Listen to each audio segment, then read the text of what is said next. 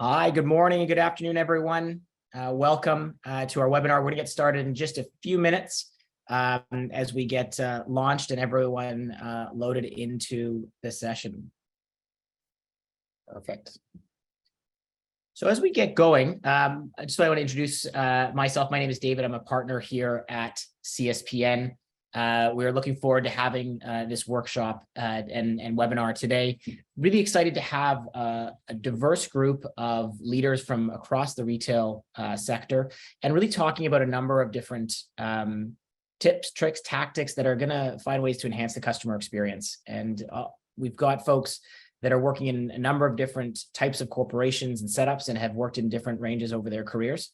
And really talking about how can we take things to our own practices and move things forward from that perspective. So just as an FYI, this session is going to be recorded. We do have an opportunity to ask questions in the chat. If you have any as we go, we will have some time towards the end. But without further ado, I'd like to welcome Suvro Goswami from ServiceNow, who will introduce himself and a little bit about the work that ServiceNow is supporting in this area too. So over to you, Suvro. Awesome. Thank you, David. Appreciate it. My name is Suvro Goswami. I'm the Global Head of Retail Solutions at ServiceNow.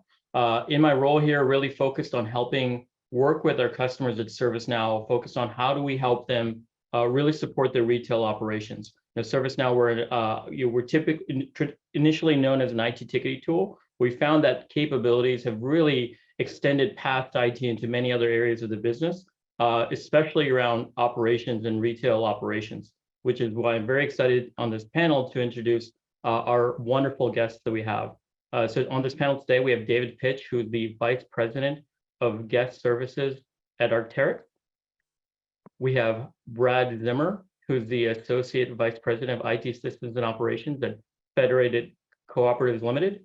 And then we have Phil Arata, who's the partner at Champlain Financial Corporation. So I'd like to welcome our three guests to the stage.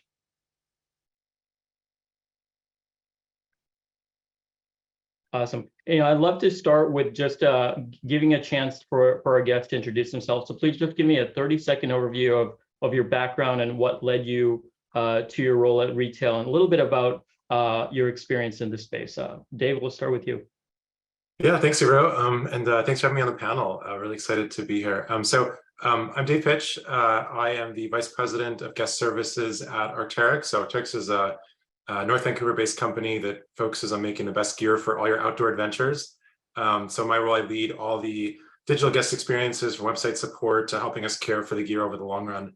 I was previously at Lululemon for over a decade, so I did a lot of the same work, helping the team scale from 100 to over 1,500 and helping us kind of answer the key question of like, how does human connection fit in the digital experience and how do we bring a differentiated guest experience to the digital space? And I've been at Arc'teryx for just about a year and really excited about, I think the role of technology and automation, the potential to enhance guest experience and drive growth, which I think we're at such a critical, I know we're going to talk about it, but such a critical transformation point in guest experience. And I think that, where we are as a brand, our growth, the leadership team that we have at Arc'teryx, is focused on the outdoors, which especially the last couple of years has been super important to me and my family, is set up for a really great role for me. So yeah, excited to be here. Thanks for having me. Thank you. And I'm a fan of Arc'teryx. I wear their hats. I've known Dave for a while, but this is before he even joined Arc'teryx. So happy to have you on. Brad, why don't you give us a quick intro? Sure. Thanks, Suvro. And yeah, equally excited to be part of the panel today. Hi, everybody. My name is Brad Zimmer. I'm the AVP of Systems and Operations here at Federated Co-op. So what that means is, well, first a little bit about the co-op. So we're based in Western Canada, from the western side of Vancouver Island out to Tofino, all the way out east of Winnipeg. And we have about 1,000-ish locations that people can walk into across Western Canada. We have gas stations, we have hardware stores, and we have food stores and pharmacies are the sort of biggest businesses that are consumer facing. But it's a cooperative, so we work across about 160 individual co-ops that are in that geography. And the organization I work for, Federated Co-op, is the central wholesaler. So we provide, manufacturing of energy products, food warehousing. We're the wholesaler to supply all of those, and also including now technology services, marketing services, facility design. so that across the West, they look and feel like one sort of chain. So where I fit into that is I essentially have the operations part of the IT team, but that's becoming quickly a very different thing than it was 10 years ago. So we're very much headed in a strong, service-centric direction. Big partnership with ServiceNow on that, but also exploring a lot of the interesting use cases at retail and undergoing a very hard push into a retail transformation right now. So I'm sure we'll get into more in the questions, but as a quick overview, that's where I fit in. That's awesome. And what I love is you probably have perspective across different types of businesses and really seeing that come together as a whole. So it's great. That perspective will be amazing in this panel. And last but definitely not least, Phil, love an intro. Hi, Suvro. Thank you very much. And it's funny, I was just looking at the list of attendees and a lot of names I recognize, so it's fun. Yeah, so currently I'm with a private equity firm called Champlain Financial. Champlain invests in small to mid-sized businesses.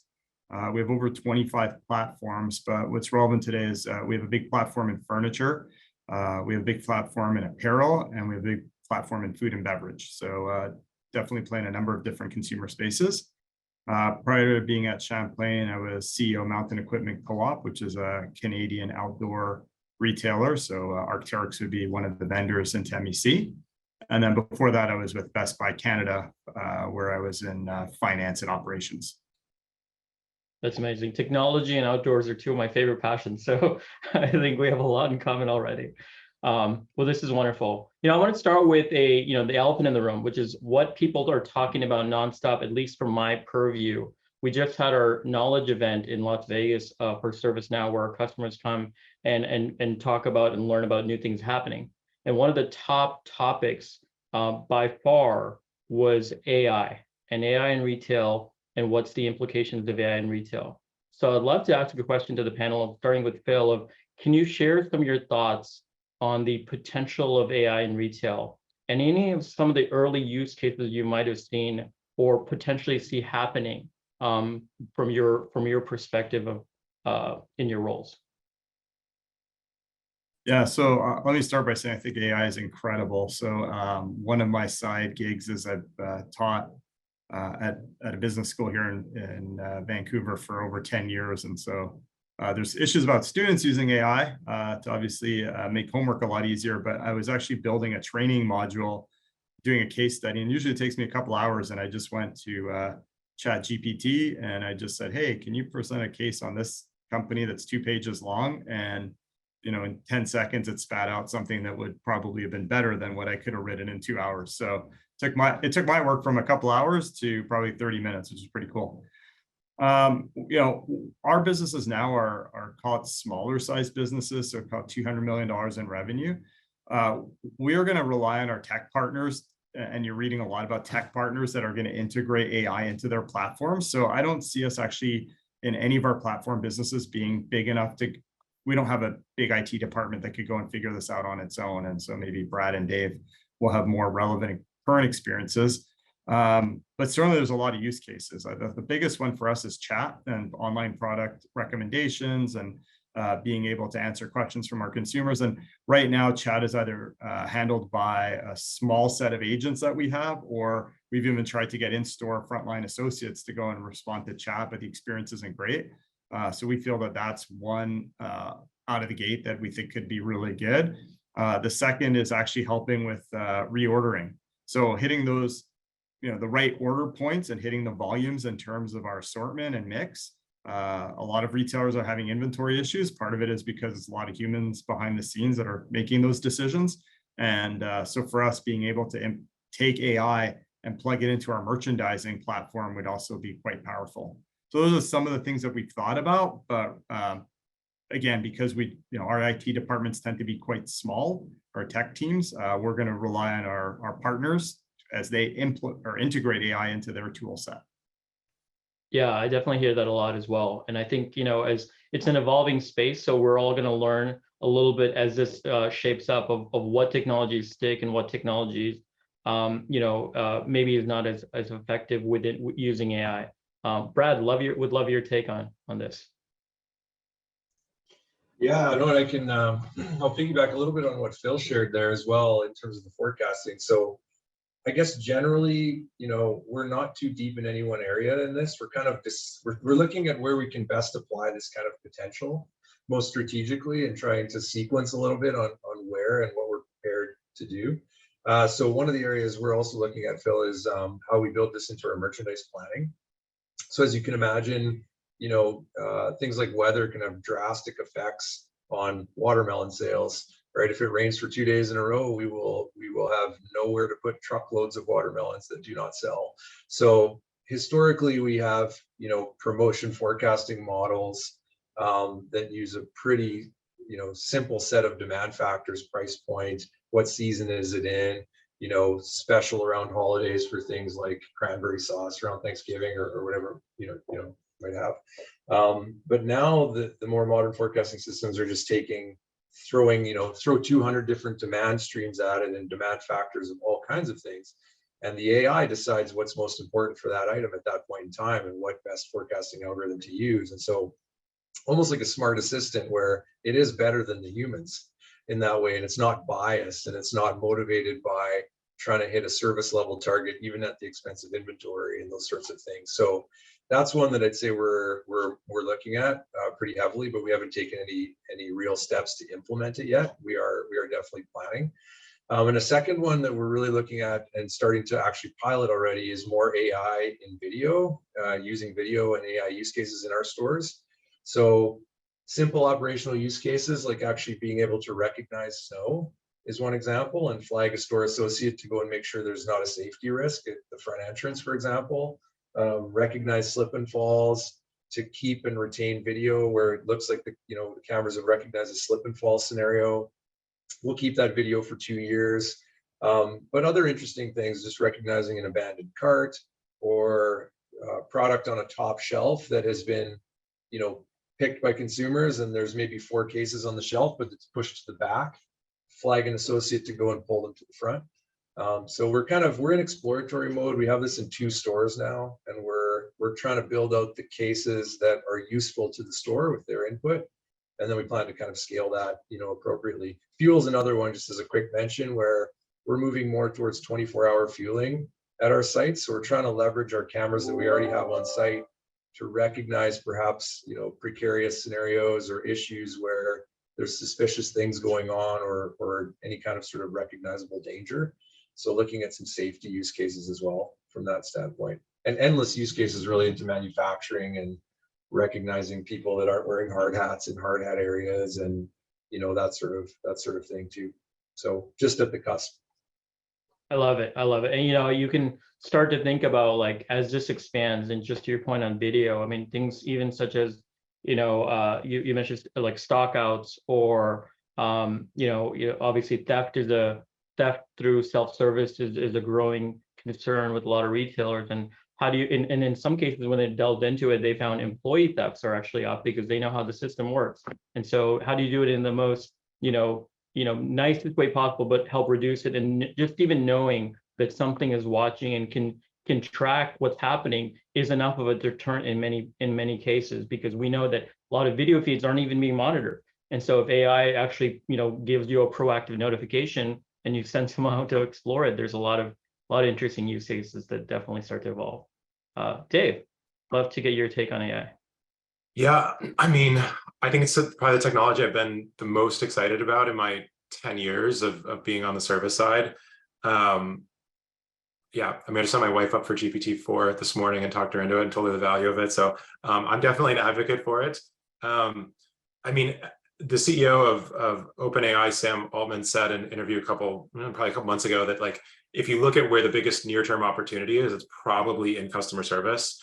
I think where the opportunity I might see it as different is that I think the initial focus is, well, look, AI can automate a bunch of conversations and ultimately cut the cost of service down, which is an important metric that a lot of retailers think about. I think that's true. I think the bigger opportunity, especially for a brand like ours at a premium price point with premium guest experience, is how much we can actually take the quality up and how much we can take retention and value and engagement and LTV, long-term value, up over time. I think AI is a tremendous opportunity to, fundamentally like scale knowledge, which is the biggest challenge that you have in a contact center or a service environment, which is, how do you move from season to season? How do you scale your best rep? How do you accumulate all the knowledge that your experienced people have and bring it to a guest every single time, personalized and context, immediate, global, 24/7, all of those things. And so I think that, the gap has always been that I think AI can fill is how we do that scaling. AI can read and understand, what's the context from the guest perspective, what's the context from the transactions perspective, what are the options available, how do we show the right tone of voice, how do we provide the right solutions, and I think AI is a tremendous opportunity to scale that quite tremendously. And then I think inside the operation, there's things like, it's very tactical to our world, but things like quality management. Every conversation, right now we're measuring, maybe 4 or 5 conversations per employee. AI could do every single conversation. It could probably do it on a written basis before it goes out. And so I think those things are going to be super transformative in the way that we can scale a service experience to guests. Now, I think, is that going to happen by peak this year? No. I mean, to Phil's point, we don't have unlimited IT departments. So I think the question that we're all trying to answer, and I'm in tons and tons of conversations with partners and vendors and, thought leaders in our space, is like, where do we invest first? What are the first use cases that come out? How do we want to invest for 24? What are the no regrets kind of investments that we can make, and what are the right partners to do that? So I think those are like definitely the key questions on our side. I think more questions than answers at this point. But I think the opportunity, where I think we can be in 5 or 10 years is pretty significant. Yeah, absolutely.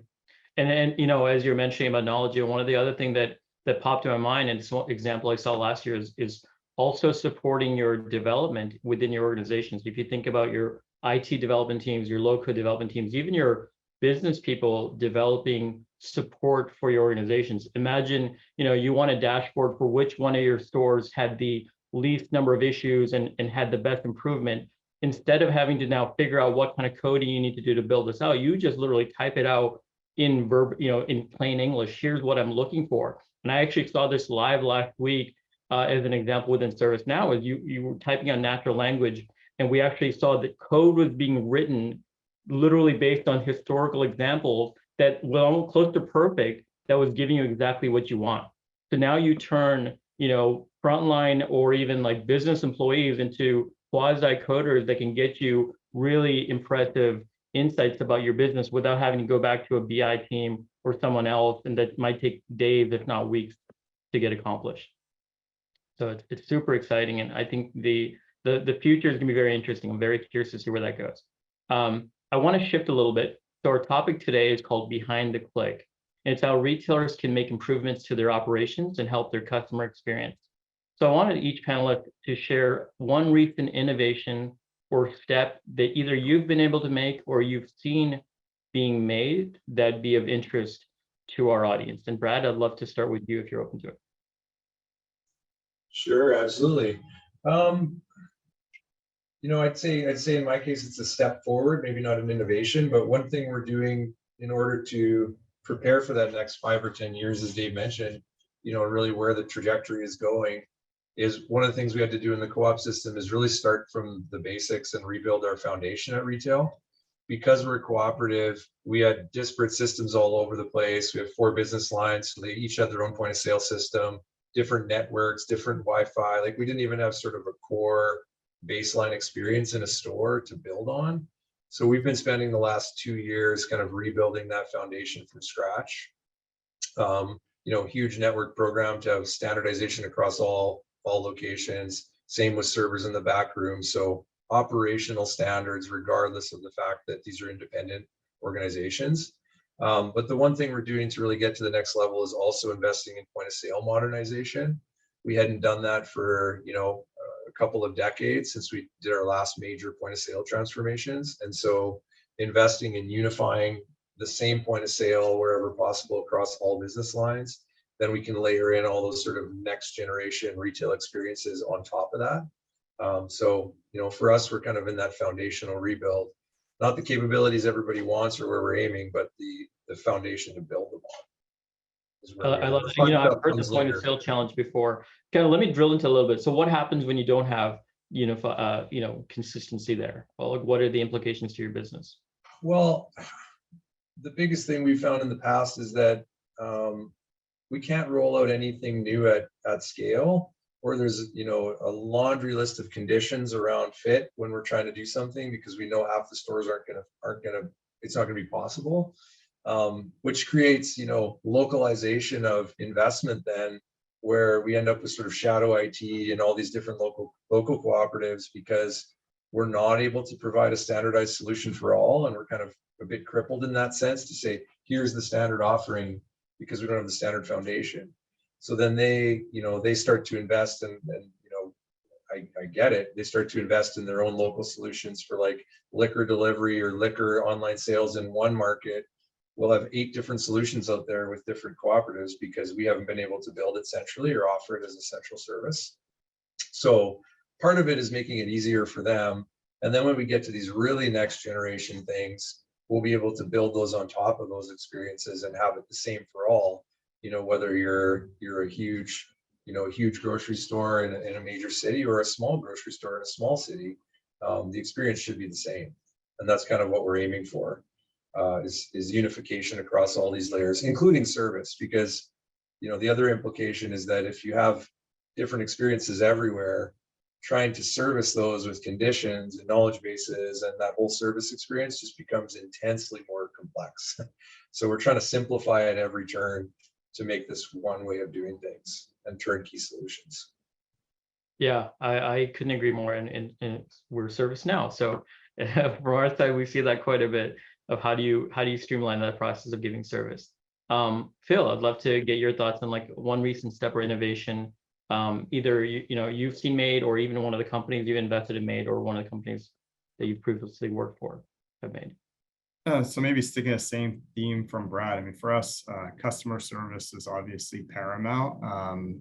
A lot of our businesses benefited from a COVID boost, and I would say that we took our eye a little bit off customer service, and at the same time, I think consumers were a little bit more understanding if they didn't necessarily get the best customer service, whether that be frontline, online, or delivery. I think people were just more accepting of the circumstance that everybody was like backed up, and then there was COVID and all the restrictions. So probably one thing we're working on right now is going back to our furniture business. A lot of the work there is home delivery, and so it's big, bulky items, and the delivery experience, again, consumers have gone from being very accepting to, hey, I paid a lot of money for this and it needs to be on time. The delivery needs to be great. I can't have any damage.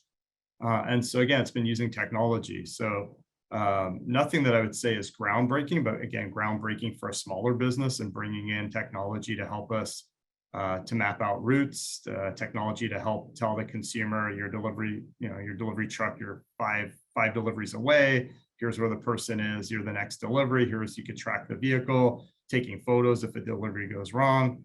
And then the piece that we're working on now is, and a little bit of a theme of this conversation is, well, how do we integrate technology with kind of the human processes, so that when you're in the customer home and the customer isn't satisfied, how can we resolve it immediately? So how can we have the right level of decision makers to be able to say, yeah, we could, get a part out to you immediately, and we're going to use Uber to, put it in a car and deliver it in 10 minutes, or offer a customer rebate, or say, yeah, we're going to do an exchange and we'll be there tomorrow. So being lightning quick in terms of solutioning when a customer is not happy is probably the biggest initiative we're working on right now. Yeah, it's funny. It's actually one of the most common things that I hear when I talk to our customers as well, is you have that 80-20 rule in kind of the back end, which is 20% of your customers take up the most amount of time, because you have to work between multiple systems to actually now start to figure out how do you solve it. And I have a personal example. One time with the large retailer, I bought an item, and the person had to go through multiple approvals to get me refunded. It took 2 or 3 days to get responses. And I thought back to myself, I'm like, well, how much money did they make? Because the amount of people got involved, the amount of hours that it took. On top of that, they gave me a gift card because of the amount of time it took. So they lost money. They lost money on the gift card. They lost money on the personnel, and they didn't figure out, well, how could I have streamlined this process more? So the experience for me wasn't good, and they still didn't make money on it. And so it's such a common theme. And then you extend that into, someone goes into a store. now you have to, kind of connect between the in-store and digital purchases and make that omni-channel experience good. And you want that store experience to be great, because why else would you go into a store versus buy online if that experience in store isn't demonstratively better? So I couldn't agree more. And it's a big area that I think retailers are really trying to figure out and solve. Dave, would love your take on this too. Yeah, I mean, it hurts my heart to hear your experience, Suvro. I think that's near and dear to any service person. I think probably in a similar state that Phil and Brad are in that I think we're really focused right now on the power of simplicity. I think like there are really two areas that I've tried to rally the group around. One is being available and the other is being helpful. So from a service experience perspective, it's important that we're there for you when you have issues, when you have problems, that you have somebody to reach out to. You can reach out in the channel, the language, the time of your choice. And so being more available adds more to the experience. And then the other is being helpful. So if you are reaching out to your experience, Suvro, and you have an issue, you need a resolution, we want to be able to bring that to you in the moment, so you're not waiting 2 or 3 days. And for us, there's a lot of work to do in both areas. So I think what we've tried to do is say, okay, let's look at the guest journey against the core areas. We've got enough data to identify, what are the core experiences that our guests need help with? And then what's the real blocker? Is the blocker that we don't have the right systems? Is the blocker we don't have the right capabilities? Is it that, that the systems we have are present, but they're either misleading or confusing or contradictory? And how do we resolve that? And how do we empower that first person you speak to be able to provide that resolution? So, in a lot of sense, the work isn't actually complex. The work is taking it and making it simple enough so that we can digest it and then build clear solutions and roadmaps against that. So, I'd say that's really the work that we've been in at Arc'teryx over the last year, and I think we'll continue to be in over the next couple of years. At our premium price point, again, the positioning that we want to have in the market, we want to be able to provide quick, value-added support to you as a guest.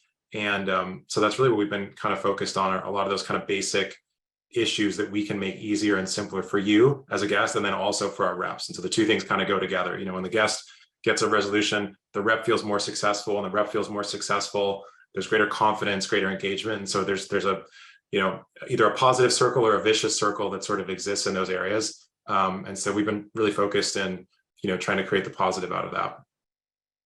Yeah, I love it. And you bring up a great point as well, as you think about the difference in terms of retailers and expectations based on your price point. You have to go the next level as you're a premium retailer or premium product to provide that service that customers expect when they pay for Arc'teryx or other premium products. And I happy to say that for the most part, when I deal with premium retailers, I've gotten the premium service. And now that I have your phone number, Dave, I'm going to call you anytime I have an issue with Arc'teryx. So I appreciate it. So one of the biggest areas behind the scenes is helping make work handoff easier between individuals and teams. So I'd love you guys to share a little bit about what are some things you're doing to help your teams collaborate. And it's an open question to the group. Anybody feel free to jump in if you have an answer. Well, maybe I'll start just because we have a current example. It's kind of funny that, one of our companies is quite small.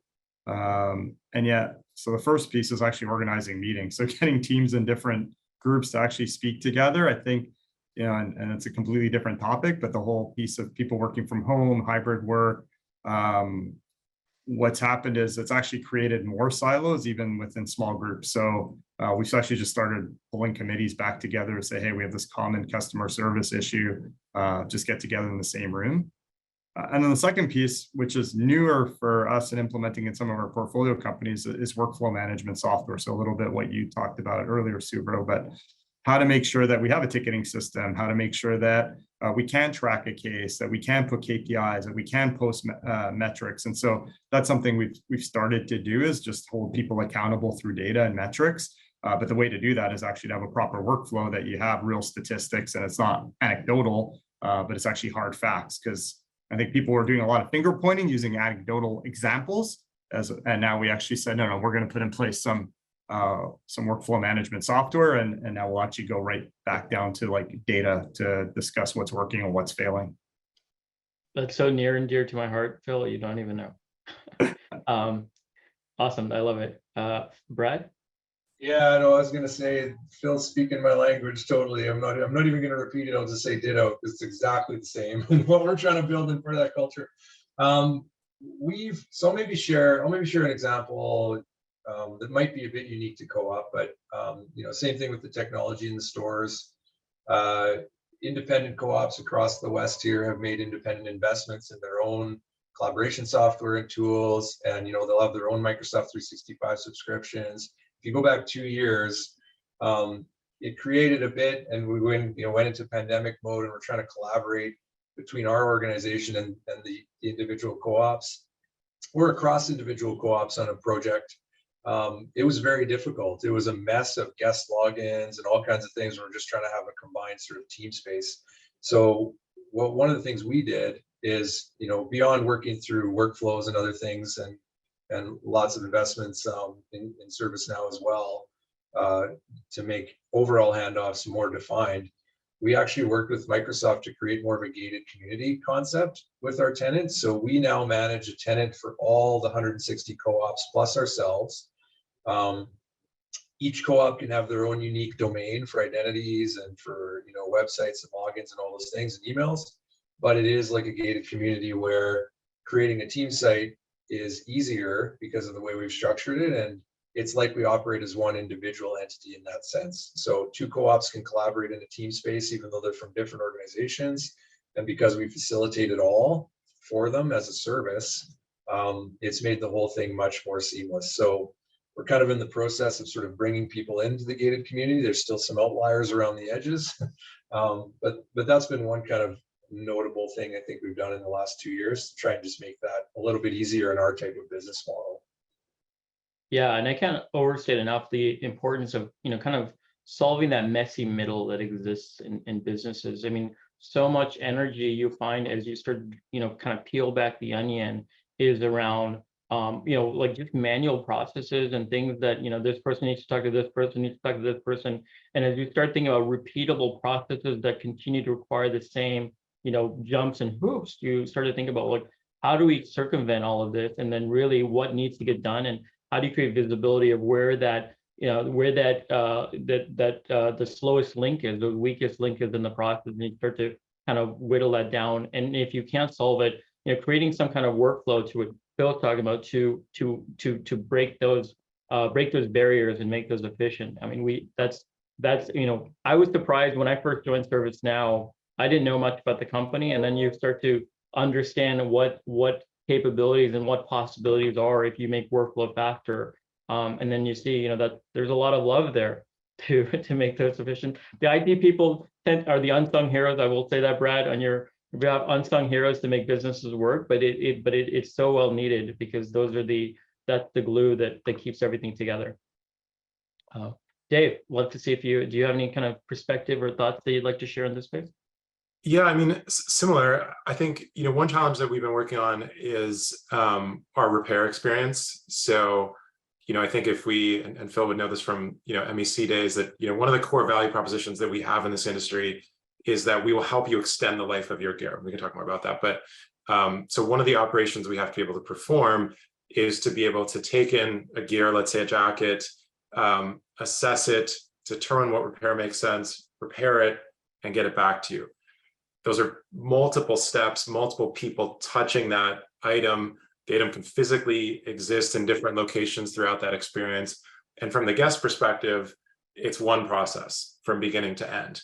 And I think the challenge is, in individual terms, you can say, well, one element takes 2 days, this takes 3 days, this takes 2 days. Well, it's going really fast. At the end, it's actually 3 or 4 weeks for the guest. And that's too long from the standpoint of the guest needing that jacket or needing that gear to be able to get back in the outdoors and, enjoy the season. So, I think one of the ways that we can help that is by getting everything into the same system, which we've been working on, looking at the areas that are causing the most time gap, shipping being one example. Just the process of moving it from one location to another adds several days to the experience. And then how do we create accountability and service level agreements for each of those steps? Because some of it's internal, some of it's with partners, there are different geographies to it.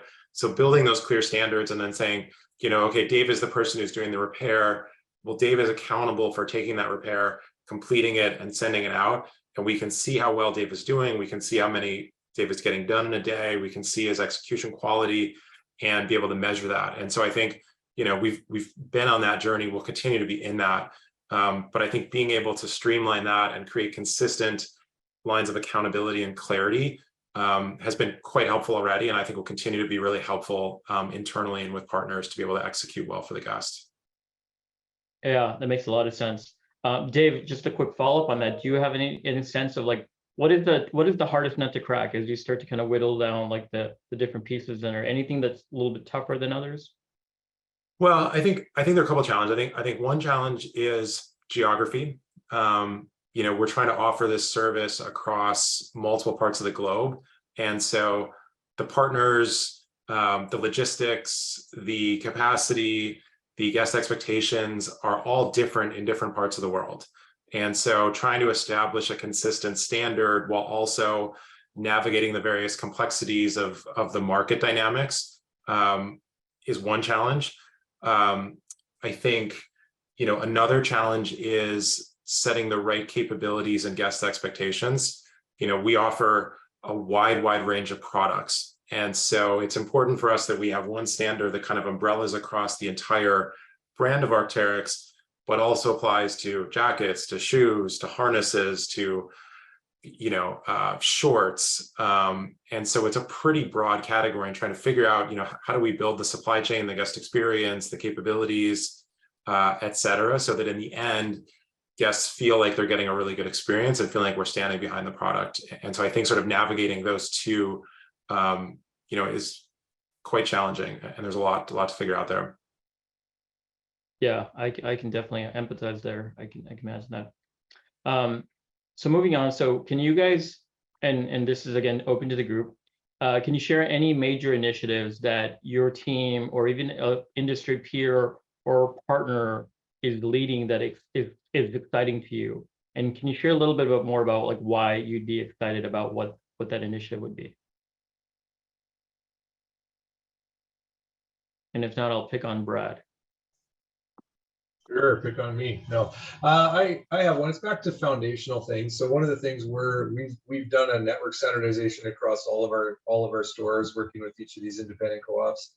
And the next one we're right in the middle of now is a server standardization, which doesn't sound very, perhaps interesting on the surface. But the other thing we work with in retail is obviously things like cyber risk, PCI compliance, and so having a standardized way of doing that means we also centralize all of the core services around it. So, cyber monitoring, the entire service layer around how we approach a store down situation. We're moving much more from a very reactive state where something breaks in a store, we send a field service partner.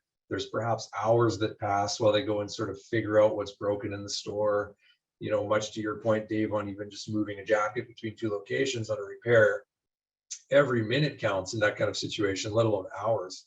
So we're trying to take a fresh look at all of this to be preventative in terms of operational incidents in our stores, so that the service is better from the guest experience in the store at the outset.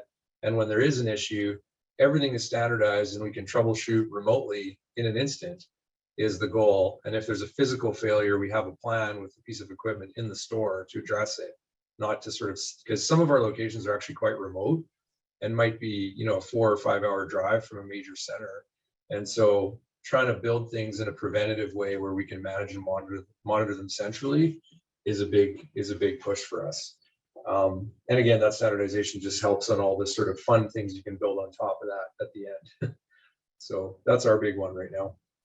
Love it. And that whole what you mentioned about making sure that the store equipment is service fast, especially when it comes to like revenue generating equipment.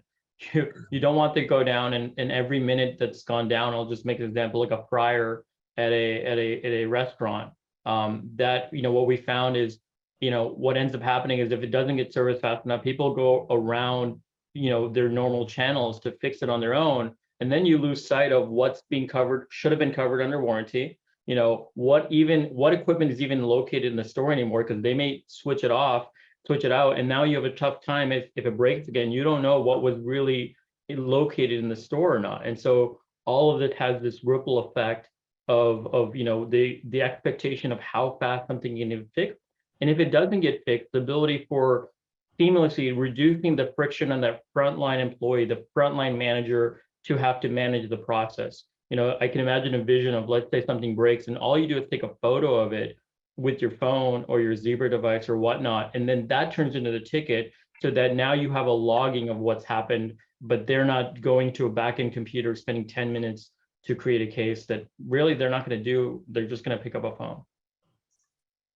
Yeah, and maybe one thing I'll layer on just as a brief add-on is that that entire service experience was considered as part of that upfront. So when we go and visit these stores to put in the new standard, we also take a Matterport scan, you know, like you could do a 3D walkthrough of a house for sale, so that our service techs on the phones at any level can actually see what people in the store are looking at, right? So opportunistic, I guess, improvements on the ways that we equip our service agents, you know, to really give the best response they can and understand the most they can about that store. So that's another small piece that we're doing that really changes the game versus kind of being blind and just talking with someone anecdotally over the phone or trying to work through an email or a chat.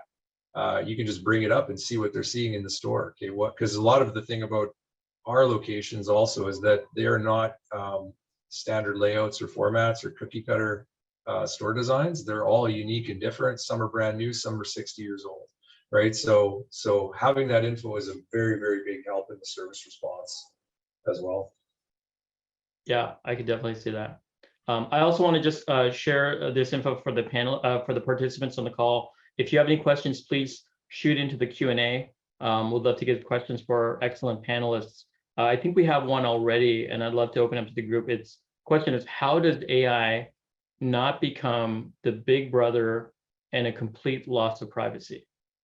I'm sure this is a question a lot of people are asking, but do any of you want to take an initial stab at that? I mean, I think that's a big question. I think a lot of us are trying to figure out. I think that you're asking the right question as we think about the opportunity going forward. I think some of the answer is probably in permission and creating permission-based experiences. So I think, you know, it's important that, and there are areas, again, speaking globally, where there are legal frameworks in place. You know, GDPR is certainly one of those. California has privacy and you know, different jurisdictions where, you know, we as brands have to get permission to have data from you and information from you, and there's an understanding of what we're going to be able to do with that data. I think what can become, you know, kind of scary with AI, or one thing that can become scary about AI, is how well it can, you know, draw context from that information and make, you know, problem solve and find really creepily personalized sort of suggestions and recommendations. And I think that's, you know, in some sense, the combination of, well, gosh, I didn't realize that all that data can combine and sort of make those kinds of things. And so I think for sure, I mean, as brands, you know, I think Arc'teryx wants to be able, I'm sure I speak for everybody here, like, we want to be able to provide positive experiences and positive engagement, and we want to be doing so in a way that, you know, adds value to the experience. And I think, you know, it's certainly one of the challenges that, you know, that all of us have to face around how we do this in a way that, you know, shows mutual benefit to you as a guest. Yeah, that definitely makes sense. Right. Yeah, no, I agree. I agree on all fronts, Dave. I think it's a very interesting space, and the capability of what you can do is well beyond probably, you know, answers to the questions of what you should do.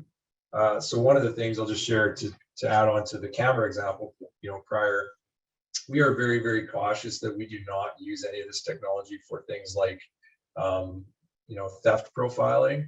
Like if some, you know, if we don't want to profile the people in the community, so there's some flag when they walk in the door that they're going to, assuming that they will be a thief that day. You know, there's no real legislation or guidance around this kind of thing really emerging in the world yet. Certainly not to a level of kind of maturity to say that, you know, you steal a chocolate bar when you're 18. Does that mean when you walk into an Arc'teryx store when you're 35, you're still flagged as a thief, right? So we only use it for non-personalized use cases, and we would never map to a personal identity. Even though, you know, the other side of that coin is we could leverage that to make a guest experience very improved in certain ways. One of the things you use in a cooperative is you give your co-op number when you go up to the register, to the till, or scan your co-op card, or whatever the case may be. We could easily map that to your face if we wanted to, and say, you know, welcome Suvro, you know, co-op number 123456. Glad to see you again today.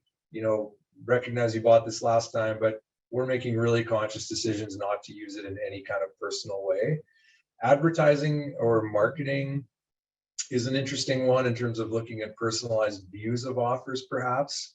But we would do that only on a macro level, and we never would profile that down to a person's name, only their activity, right? So the thing you see in your inbox, we could really never easily map that back to you. It's really just done on a macro level. Interesting space though, for sure. Yeah. Good question. And I think Brad's point about like how you can improve the experience is important. I think as, you know, new technologies, we often think about the downside, like, geez, you know, AI is scary and going to take away jobs and, you know, privacy. But there's a lot of upside as well. And so, you know, you think about when the web came out, you know, people, again, it was like, well, why is it useful? What's the downside? Emails, like, geez, now I have to respond to stuff nonstop. But, you know, technology does bring in major productivity gains. So AI will certainly be better for society. It's just, you know, I think we're still at the point, as you said, Suvro, wrapping our head around all of it. It's definitely early days, and people haven't really come to grasp, like, well, what does this actually mean for me, and how's it going to change the way that we operate? Yeah, I couldn't agree more. And I'll add in, like, one of the things I'm starting to see, and again, it's still early stages, like you've all have mentioned, is you know, in Europe, one of the things they're doing is they're making requirements depending on the type of AI being used. For vision AI, they're exploring rules of, like, none of that data can be sent off site into the cloud. That's one of the things they're looking at. They're looking at, I think, Brad, you were mentioning, like, anonymized information. Like, you can't even store photos of individuals. I've seen technologies where basically it turns humans and translates that into stick figures, so that you then later can't look at videos of individuals doing anything. It's like, you know, you could probably guesstimate, like, their gender and maybe age, but it's like a, you know, make this up, like a 40-plus-year-old male looking at this aisle, but you don't know it's me, and you don't have any tie into me. So those are, and this is all very fluid, but a little bit of comfort is that there's push, a lot of it from the European side and other countries, but there's good push. And from what I've seen, companies that are getting into AI are very aware of the potential risks, and they're being very cautious so far as they're doing it. But, you know, it's still a space that's evolving. I'd like to ask a final question to the audience. Can you talk through any tips or tricks or lessons for how you successfully or unsuccessfully made decisions in your organization about change? And Phil, maybe I'll start with you. Sure. I think the unsuccessful is when you try and push change too hard based on the ability of the organization to absorb change. And so I often use the analogy of bending a ruler when you want to drive change in an organization. And, you know, if a ruler is really flexible, maybe you could bend it real quick and it's not going to snap. If it's one of those old school wooden ones and you bend it real quick, it's going to break in two. And so I think, you know, where it's worked well as we look at working with different executive teams, or I've worked with different executive teams in different organizations. Sometimes you could go extremely quickly and you could just put out an edict and say, hey, we're going to do this. And everybody gets aligned and like, yeah, no problem. We're after it. In other organizations, you do the same thing. And people just are like, why? I don't get it. You know, that's not going to be successful. Generally speaking, there's, you know, a couple of like good rules of thumb when you try and implement change in an organization. The first is just making sure people understand why you're making the change. So communicating the why, and not the why as like, hey, this is going to create shareholder value, but why is it good for all of us? What's the benefit to that employee in terms of making the change? The second thing I think is role modeling. It never works when you say, hey, we're going to do this, and the leader doesn't. So I was working with one company and they really want to travel attend their travel policy. Meanwhile, the CEO was flying around in a private jet. So it makes it really hard for everybody else to get on board. And then, frankly, making sure people have the tools and skills to drive that change. If you tell people, hey, we're going to use AI now as a capability, or we're going to use workflow management as a system, and then you don't offer any type of training, you're not setting people up for success. So I think making sure that you take the time to train people and put the structure and set them up for success is extremely important. So that's generally how I think about change and where it's worked and where it hasn't worked. Love it. Couldn't agree more. Dave, Brad? Yeah, I can go next. I couldn't agree more with Phil in terms of, working well within the organization and building enrollment. I've definitely found that to be super important in my career. I would also highlight that the lesson for me has been around creating mutual wins. So I think oftentimes there's wins for, our guests, our customers, there's wins for the business, and there's wins for our employees. There's often quite a bit inside that Venn diagram that we can achieve. And so I think focusing on how it's good for everybody, those are the easiest ones to get going, because it's clear that everyone's going to benefit in the end. And so I've tried, really hard to kind of describe and find those areas of agreement where we can move forward really powerfully.